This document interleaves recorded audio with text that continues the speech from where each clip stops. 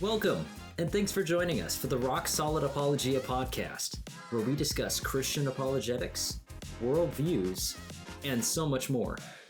We're so glad that you're listening with us today. Feel free to like, subscribe, and hit the notification bell to keep up with all the latest news over at RSA. Now, on to today's podcast episode. Welcome to the world's one and only apologetic satire podcast. I am Micah, the host of Rock Solid Apologia, and joining me is Will from Rock Solid Apologia. But forget about him. With us today is author Paul Copan to discuss slavery in the Bible.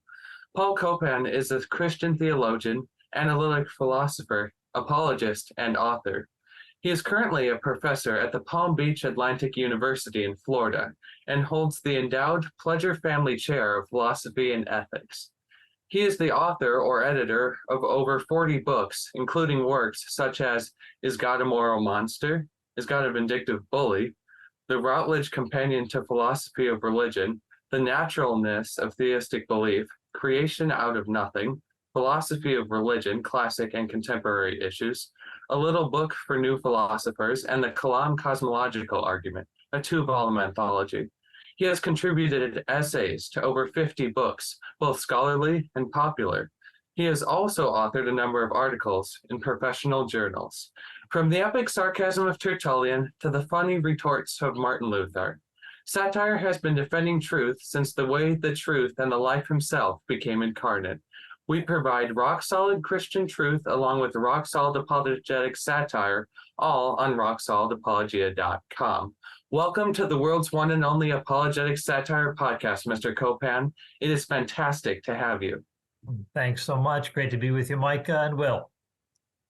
We were talking a little off screen how you're one of the few apologists that tackles the Old Testament and some of those issues there. I'd highly recommend our listeners check out Is God a Moral Monster? And his other book, Is God a Vindictive Bully? Where he tackles a lot of the issues that apologists don't talk about a lot, like the issue today about slavery. So can you give us a little bit of your background? Where can our listeners find you? Well, in terms of background, I am a professor at Palm Beach Atlantic University in West Palm Beach, Florida, on the Atlantic coast. And we're just north of Fort Lauderdale, about an hour. We have a Bachelor of Arts program in apologetics. We have a Master of Arts in Philosophy of Religion, just a terrific program. We even have a certificate program in apologetics and an annual apologetics conference at the end of October. So come on down, guys. And we are, I have a website. It's paulcopan.com. And and people are often in touch with me through my website. So if people need to reach me, they can just touch base through my website and send an email. Also, you can check out just at amazon.com. My books are listed there. And so you can see what sorts of things I work on. And you've already gotten the viewers have already gotten an idea of the sorts of things that I write and edit books on. So I probably don't need to say too much more than that unless you want me to go on about anything specific. Why did you end up getting into Old Testament apologetics specifically? Well, I have a background in biblical studies, so I've done work in, studied Hebrew, Greek. I did undergrad in biblical studies. I also got a Master of Divinity degree from Trinity Seminary, and I also got an MA in philosophy during that time as well, and then went on to get a PhD. So I really enjoy working with the intersection of philosophy, theology, and biblical studies. So I have always had a love for the scriptures. I've been reading through the scriptures since high school every year, and so I have been really drawn to this issue, in particular with the rise of the new atheists, Richard Dawkins, Daniel Dennett, Sam Harris, Christopher Hitchens, who would write their best-selling books trashing the God of the Old Testament as the most unpleasant character in all of fiction. And so I noticed that a lot of their criticisms of the Old Testament were just not very well thought through. They were kind of dismissive, had a lot of caricatures associated with them, like Sam Harris saying the Old Testament treats, basically, the slave as farm equipment and so on. So I just thought, let me just write a response to some of their accusations. And so I wrote an article for the journal Philosophia Christi called, Is Yahweh a Moral Monster? And that generated a lot of conversation, had a lot of good engagement on that. And I thought, well, I could actually do a lot more on this topic. And I think that there's a real need for it. And so thus began the book, Is God a Moral Monster? And then followed up with that with Matthew Flanagan, Did God Really Command Genocide? Dealing with warfare in the Old Testament and looking at a whole range of issues related to warfare, violence, that sort of a thing. And then there's still a need to do more.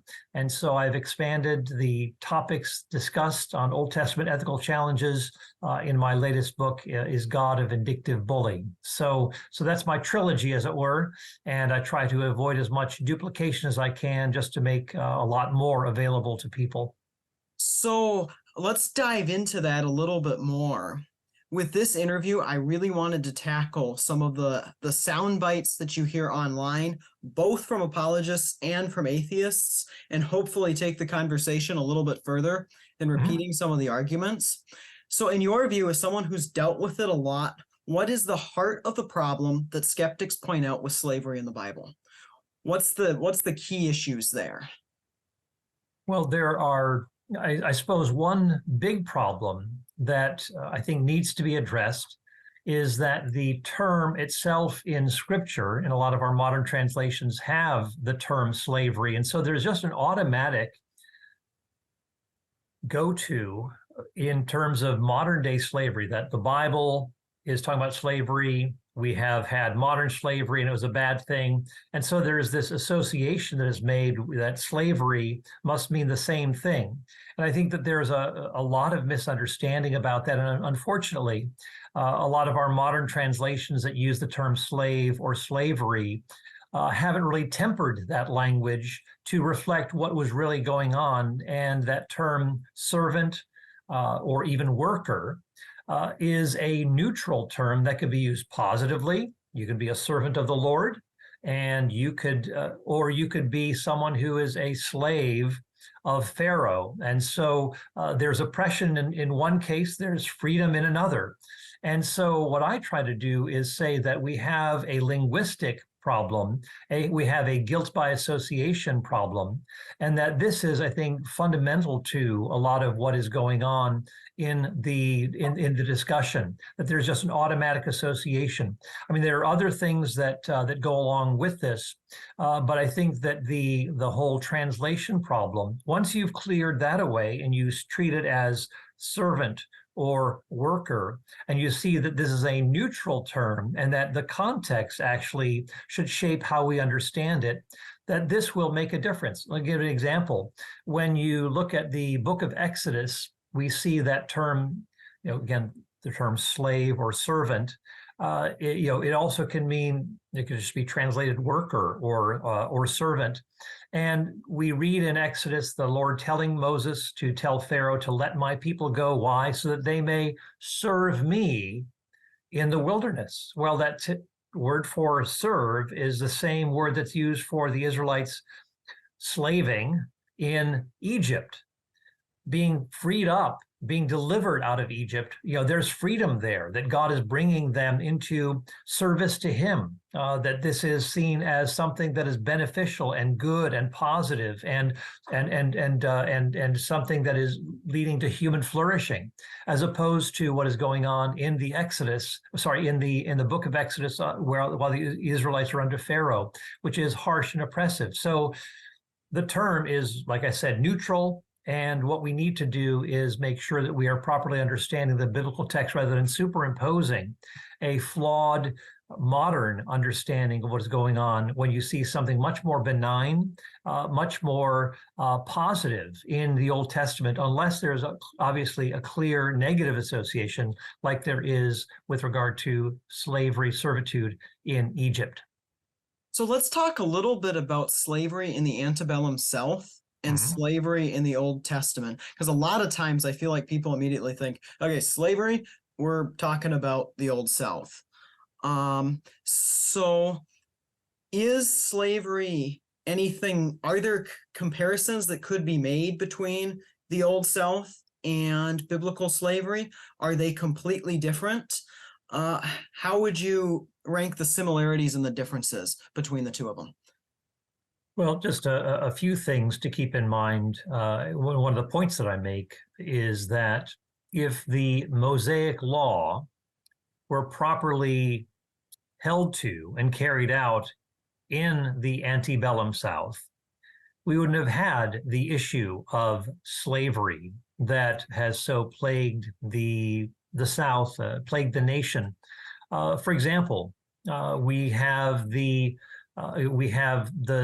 servant whose humanity is affirmed throughout, that this is an agent who is, has dignity and worth. We begin with Genesis 1. The vision of the scriptures is that all human beings are made in the image of God, that you do have circumstances where people enter into servitude through poverty.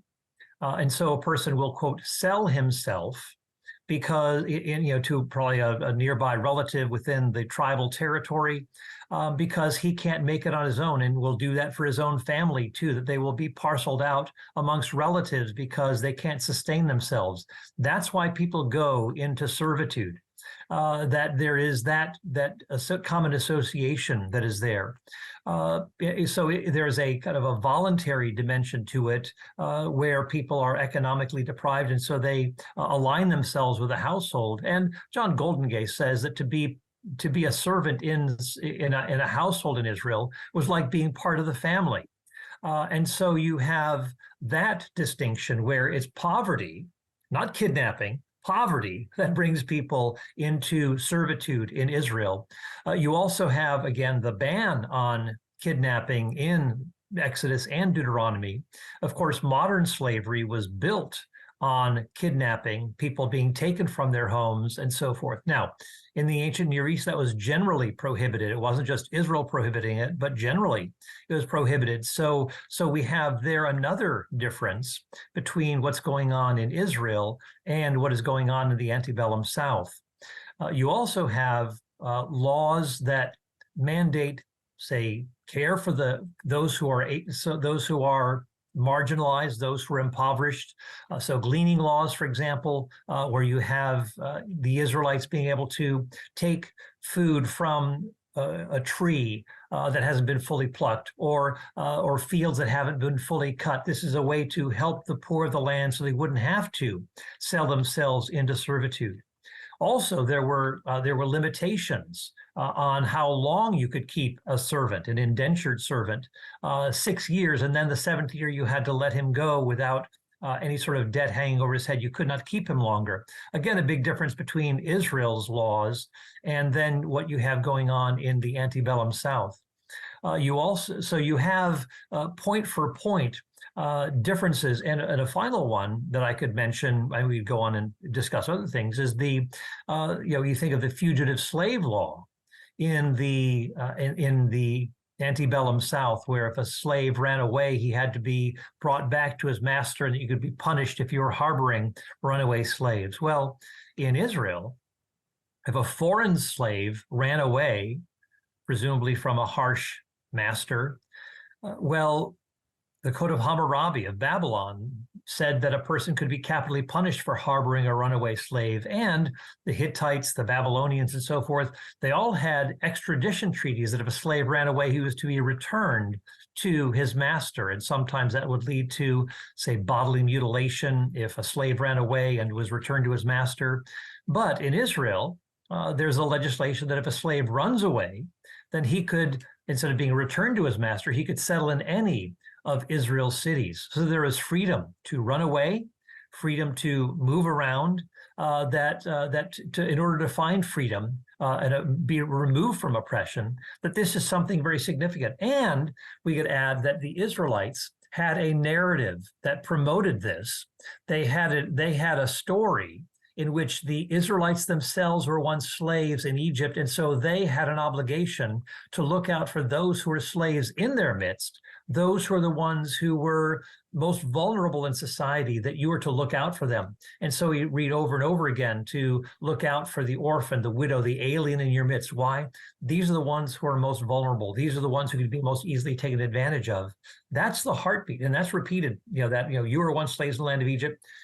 Repeated 36 times in the law of Moses. So you see that kind of a compassion for those who could easily be taken advantage of, and there's a guarding against that kind of mistreatment, that kind of a harshness toward them.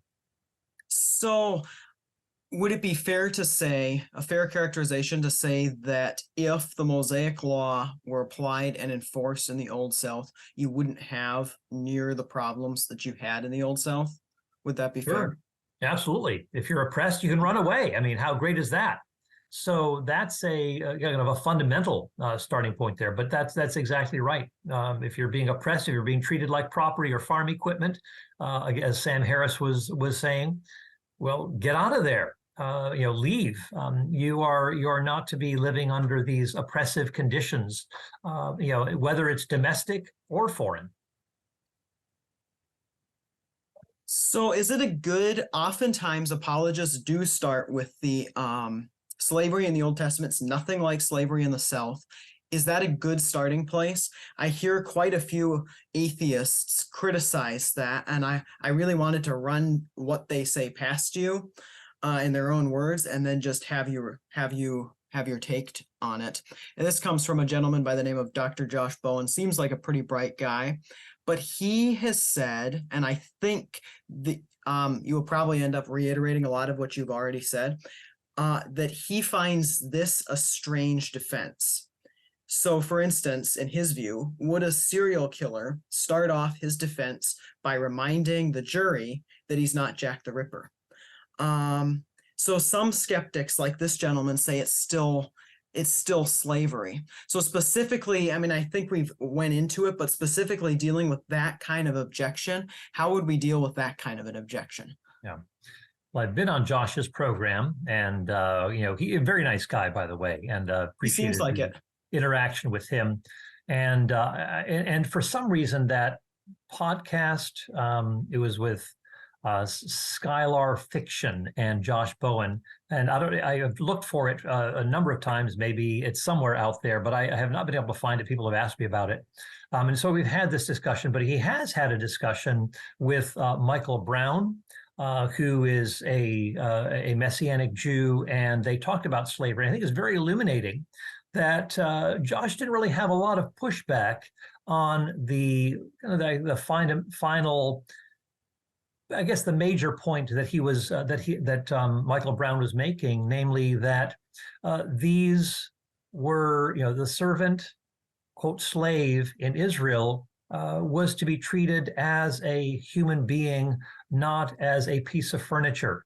That this is not a property issue; it is a person issue. And so, what we are dealing with then, and Josh really didn't have a lot of pushback. I think that was kind of like his bottom line issue, that this is kind of the non-negotiable, and that's something that you do see repeatedly throughout the scriptures, that they're not a piece of furniture, that they're to be treated with dignity and worth. And we can talk about a number of passages. And in my latest book, Is God a Vindictive Bully?, I actually go into a lot more detail, and I build on what I've talked about in the book, Is God a Moral Monster? So there's a lot more that I go into. One of the persons that I will, in terms of, is this a good defense? I think the point here is that saying that, it's not so much saying, oh, this wasn't like the antebellum South, it was a lot different. I think the point is, well, what kinds of ways were the poor, who might be tempted to sell themselves into servitude, what was how was Israel supposed to look out for them? What kind of a concern was to be shown for them? Again, a big difference between what's going on in Israel care, concern for the vulnerable, those who can easily be taken advantage of, and the antebellum South, which is, again, there's a cruelty. There's a treating of people as furniture and no regard for the life or well-being of the servant. In Israel, if you gouge out an eye or knock out a tooth, then that servant can go free. But in the antebellum South, someone who is the taskmaster could do what he wanted with the servant, the slave, with impunity. And again, you have David Klein's, a noted Old Testament scholar, died fairly recently. But he said that basically, when you look at the law of Moses and you see these two major provisions, one is that the foreign runaway slave. The foreign runaway slave comes to Israel, can settle in any of Israel's cities and attach himself to an Israelite home because they can't buy property or anything like that. It belongs to Israelites. And so as John Goldengay, the noted Old Testament scholar, says, that they were to be treated, they were like part of the family. And this would provide a lot of security and care and so on for the servant. So there's this runaway provision, and not to send him back. So there's the freedom to leave a harsh taskmaster, a harsh master in a foreign country. And you also have something voluntary within Israel. That is, the Israelite servant, not the foreign in this case, but the Israelite servant in Exodus 21 says, I love my, quote, master, my employer. And so he says, instead of leaving after 6 years, I'm going to stay with him the rest of my life. And so they have a ceremony in which this is a voluntary servitude. It's not forced. It's not for a certain contracted amount of time of 6 years. It is something that they go into voluntarily. So now you've got this provision of servitude that is no longer something. It's not forced on someone like you have in the antebellum South. This is something that can actually be voluntary. This is something that can actually be entered into as a joyful undertaking because there is love between the employer and the servant. And this is really seen as an ideal situation. So in both cases, and David Klein says, we fundamentally have an undercutting or a subversion of of servitude in Israel, because you have that voluntary provision that is made both for the foreign servant to run away and settle in any of Israel's cities, and the servant who is in Israel as a Hebrew Israelite who attaches himself to a household voluntarily. So you really don't have that kind of forced idea of servitude that you have in the antebellum South, where if you run away, you've got to be brought back. You're a piece of property. It can be done to you whatever the taskmaster chooses to do. Doesn't matter if he kills you or not, etc. So is it more similar to, say, indentured servitude? Yes, it is. And then the follow-on to that would be to people like Dr. Josh, who say, well, indentured servitude still wasn't ideal. Was this per se the perfected form of indentured servitude? How do we deal with that dynamic? Yeah. Well, again, indentured servitude is something that you do in order to, say, pay for something that you can't immediately cover. And so you go into someone pays for that or takes care of your debt until you can pay it off. And that's how a lot of people came to the New World. They couldn't pay for their ship's passage, and so they would have a patron sponsor them to pay for their passage, and then for 7 years they would work off that debt, and then they would be free to go about life in society as any other citizen. So they're bound by a contract. It's kind of like, think about in some ways someone in the military is an indentured servant. He signs a contract. Maybe he wants to get a college education down the road, but he's committed for X number of years. And so he can't say, oh, I just got married, therefore I should be exempted from my military service, or my mom died, I should be exempted from my military service. No, you're committed and you've got to stick with it. And there is a certain obligation that you have to carry that out, even though you may not like it. It may go against what you would prefer. And a lot of times that's how many jobs are. You're sustaining yourself. You don't like to be there. It may be drudgery and so forth. But there is a voluntary component in here often. And but even when it comes to poverty, people just have no other choice but to put themselves into indentured servitude until they can pay off their debt, and then be free. So it's not as though it's an ideal circumstance. I mean, being in poverty is not ideal. But what provisions are there? We don't have some sort of a welfare system in Israel like we do today, where you're unemployed and you need to pay the bills. Well, in Israel, things were just different, and you just had to live with that reality. And so Israel was making provisions. The law of Moses was making these provisions to accommodate those who were in great debt, who needed to come out of poverty. So you didn't charge them interest, for example. You weren't to be harsh and severe with them, so that they could come out of poverty without having extra loads of debt added to them. So anyway, those are a few things to keep in mind. So let's talk a little bit about Exodus 21:16, the famous passage that says, "Whoever kidnaps a person must be put to death, whether he sells him or the person is found in his possession." And I suspect, again, we'll sort of go around the same stuff we've talked about.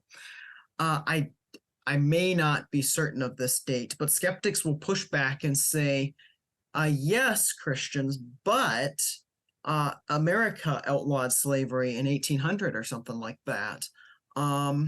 What's the difference between this? We did outlawed kidnapping. Yeah, it wasn't, you weren't allowed to kidnap slaves from Africa after a certain point. And they say, well, the United States had the same provision. And I think we went into it a bit with the personhood deal, but what would you say to that kind of response? Yeah, well, I mean, you can, something can be technically outlawed, but you can still be treating persons as inferior. You think of the Dred Scott decision, which came, after the ban on kidnapping, but you have the, Dred Scott being treated as less than a full person. Blacks did not have full status as citizens, as human beings. That's a big problem. So even if you don't have kidnapping, whoop-de-doo, you still have a problem to deal with when it comes to how you regard that Black person. And so that is something that can also be added. And we can also say too that just how did slaves continue to be treated in the South? So even if you get rid of kidnapping, you still have people who are being brutally treated. Read the narrative of Frederick Douglass, and you see just how cruel and hateful and even beastly the many of the masters were who are depicted there. So there is again such a cruelty there that again, okay, you can have something that has been banned that may not be, that is obviously that is bad, kidnapping. But if you continue to do bad stuff to Blacks and treat them, or mistreat them, and regard them with disdain, treat them cruelly, and so forth, well, it's not as though that's a great victory. So, if I could get your comment on one other controversial passage. Exodus 21 again, just going further down the passage, verses starting in verse 20.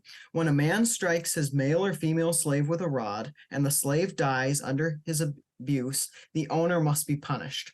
However, if the slave can stand up after a day or two, the owner should not be punished because he is the owner's property. First off, a comment on that passage, and then second off, does this passage seem to say that as long as he doesn't die, it's okay to beat your slave, just as long as he survives a few days? What's this passage saying? All right. Yeah, that's a common one that's used. The critic will, in a rather uncharitable way, say, yeah, you can beat him to within an inch of his life, and as long as he just survives a day or two, then you're okay. You're off scot-free.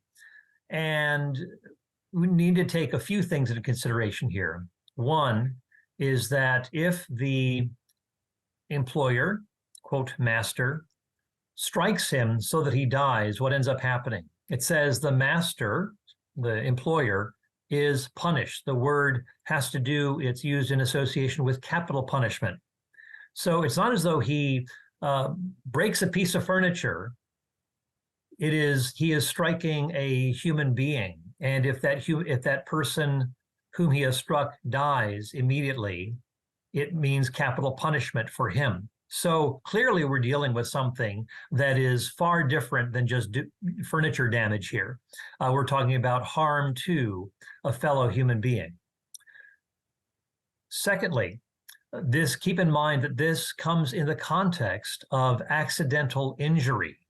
And in the previous verses, it talks about medical fees that are being paid for by someone who has been injured. And so the question then comes up, to what is this referring when it says, it says he is his property? Well, what is that? How are we to render that? Well, it literally means he is his silver. So again, keep in mind that there is a payment. Basically, the person who has brought him in to work for him, the employer, he is underwriting this. He is taking on someone who is indebted.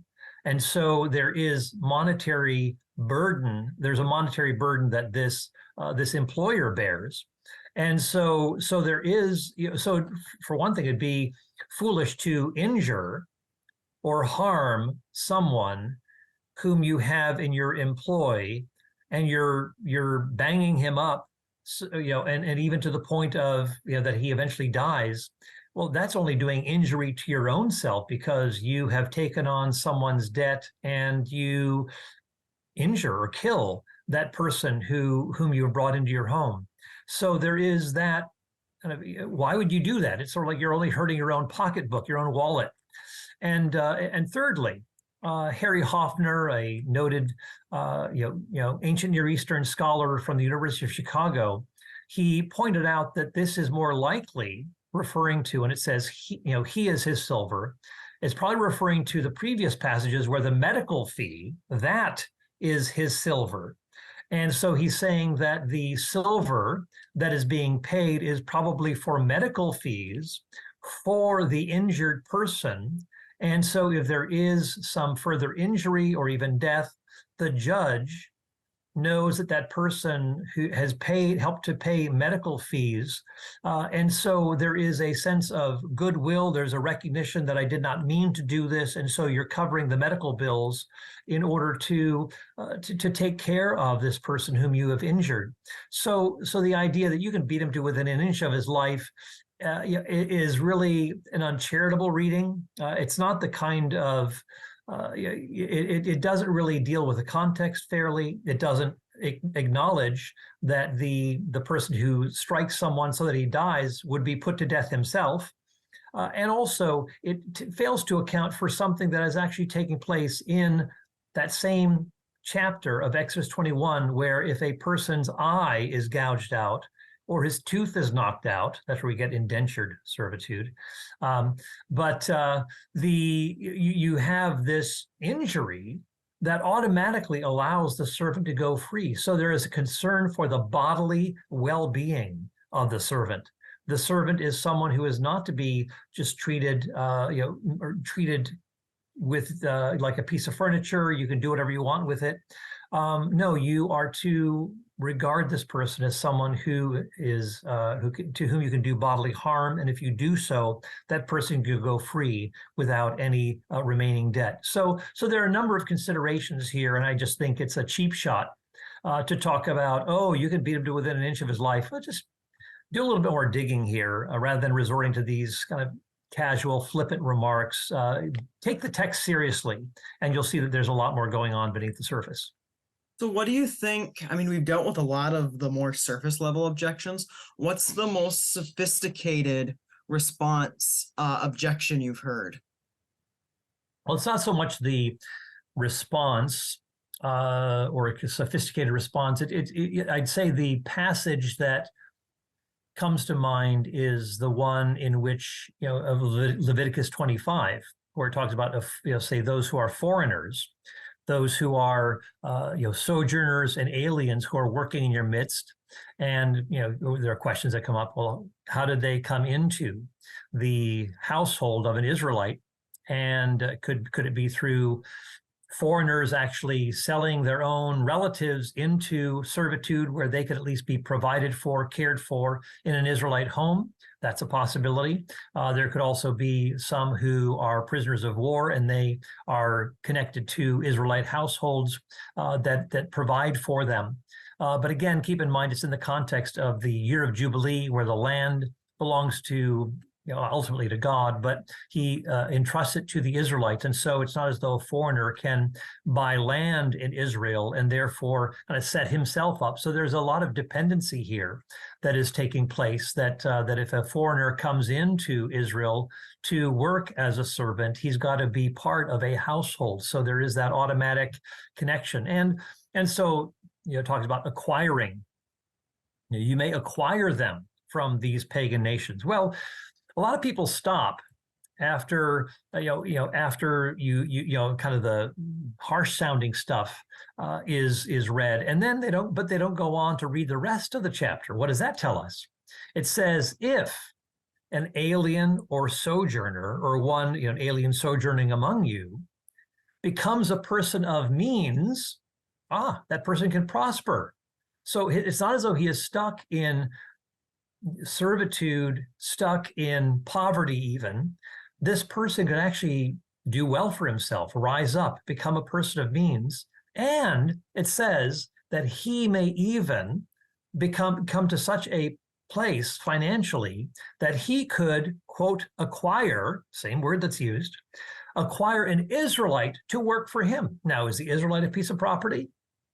Well, of course not. Well, just if you're going to use that term acquire, then see how it's used for both of them. Both the Israelite, and the foreigner, the same term is used for them, that they can prosper as well.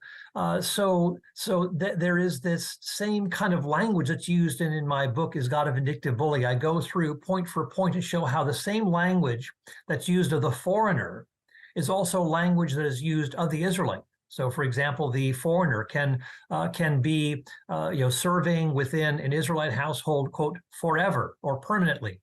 Well, the one who voluntarily becomes part of a household, through this, the voluntary servitude, he is going to live in his, master's or employer's household permanently. And I go into more detail on that usually people who come into servitude or come in as foreigners within a nation in the ancient Near East, Egypt or whatever, they, within a generation or so, become fundamentally assimilated within that culture. And so I talk about how really this sort of a provision will probably go no more than for a generation or two before they can strike out on their own. And so anyway, those are some things that I would talk about in that with regard to Leviticus 25. There are some passages that just need to be worked through, and I try to do due diligence on that. And I spend 3 chapters on that chapter in my book, Is God a Vindictive Bully? So I try to give it a lot of space and work through some of the challenging passages that are sometimes misunderstood or totally ignored. So the last thing I wanted to ask you is, skeptics often come back to us and say, well, you Christians are being slavery apologists. You're defending slavery. Is that what we're doing?